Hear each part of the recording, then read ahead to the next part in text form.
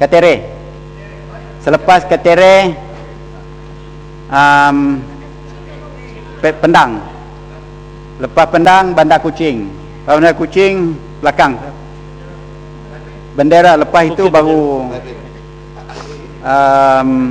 Taiping. Sila Yang Amat Ketere. 8 minit. Terima kasih Datuk Muzi. Pertamanya saya ingin mengucapkan banyak terima kasih dan tahniah kepada Yang Amat Berhormat Perdana Menteri kerana akur kepada suara rakyat Kelantan dan titah ucapan pemangku raja kami dengan mengembalikan hak royalti minyak kembali kepada rakyat Kelantan. Biarpun ianya dikategorikan sebagai wan ihsan, pengeluaran petroleum di Sabah, Sarawak dan Terengganu juga berada di luar 3 batu nautika, tapi mengapa Sabah dan Sarawak dibayar royalti bukannya wan ihsan? Alasannya amat berhormat Perdana Menteri agak kurang tepat dan boleh dipersoalkan. Apakah ianya sengaja dibuat untuk mendiskriminasikan kerajaan dan rakyat Kelantan? Walau bagaimanapun, apabila pembayaran dibuat nanti, kerajaan haruslah memastikan ianya tidak dimanipulasikan oleh Ketua UMNO bahagian. Sebagaimana amalan pengagihan peruntukan kerajaan persekutuan kepada Kelantan kini. Datuk Yang di-Pertua, strategi ekonomi berprestasi tinggi dijanjikan kepada rakyat, tetapi jika cara berbelanja ikut suka dan ada unsur tidak beramanah sebagaimana kepincangan yang ternyata dalam laporan audit yang sentiasa berulang saban tahun, janji akan dibuat perubahan tapi tak dilaksana, pelbagai jawatan kuasa ditubuh tapi tiada tindakannya, ketirisan terus berlaku. Pada pandangan saya, berlakunya terlalu banyak kepincangan tersebut adalah kerana wujudnya campur tangan politik dan keterlaluan dalam agensi pelaksana. Pegawai harus dipertahankan profesionalismenya, mereka tanpa diresapi elemen politik berlebihan. Campur tangan politik tidak harus dibudayakan dalam agensi pelaksana. Pegawai-pegawai harus diberi kebebasan berencana agenda sebagaimana diputuskan. Matlamat untuk kesejahteraan dan keperluan kumpulan sasar harus diutamakan. Datuk Yang di-Pertua,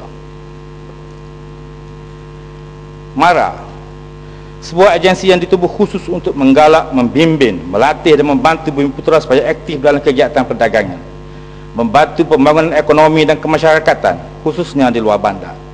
Malangnya, setelah bertukar kementerian ini, MARA seolah-olah kurang diberi perhatian, sehingga kadang melantik ketua pengarah pun tak dapat. Apabila disemak dalam portal rasmi MARA, cuma yang ada nombor telefon saja, orangnya tiada. Saya dipahamkan ada lagi jawatan tinggi yang tak dapat dipenuhi. Apakah sudah tiada pegawai MARA yang layak untuk dilantik, dinaik pangkat atau menunggu kroni atau calon yang boleh menjadi yes man untuk dilantik? Datuk Yang di-Pertua, saya juga ingin menyentuh penglibatan aktif agensi-agensi kerajaan, khususnya di bawah Kementerian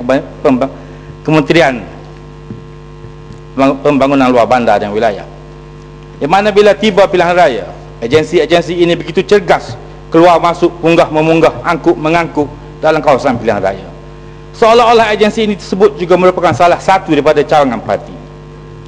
Malangnya, apabila dibuat laporan kepada SPRN, perisi SPRN yang bertugas saat pilihan raya, walaupun telah dilatih sekurang-kurangnya 3 bulan di Akademi Pencegahan Rasuah, tapi masih gagal mengesan apa-apa kesalahan yang dilakukan.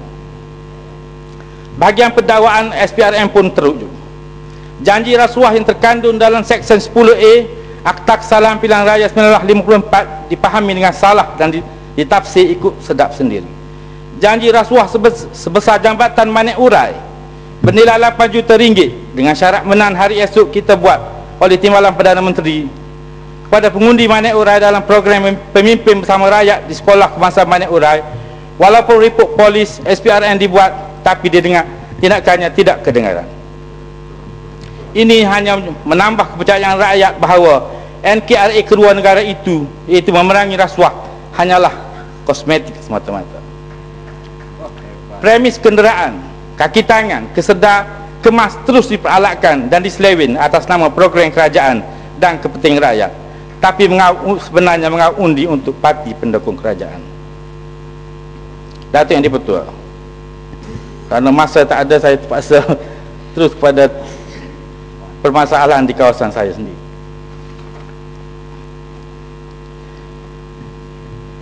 Di kawasan Ketereh terdapat banyak jabatan-jabatan yang sempit, yang mana apabila musim perayaan ataupun musim cuti sekolah menyebabkan jalan-jalan raya menjadi sesak. Saya mohon kepada Kementerian Kerja Raya supaya menggantikan keseluruhan jabatan kecil sempit di kawasan Ketereh dengan jabatan baru, khususnya yang jabatan yang ada di Pekan Melo, yang mana jabatan ini terletak berhampir dengan caban dan traffic light pun tak ada di sana. Terpaksalah kenderaan beratus setiap kali khususnya masa perayaan. Tapi saya juga berpesan, janganlah jabatan ini diberi kepada kontraktor yang Jabatan Gatu Sekolah Kebangsaan Kuala Dipan takut runtuh sama.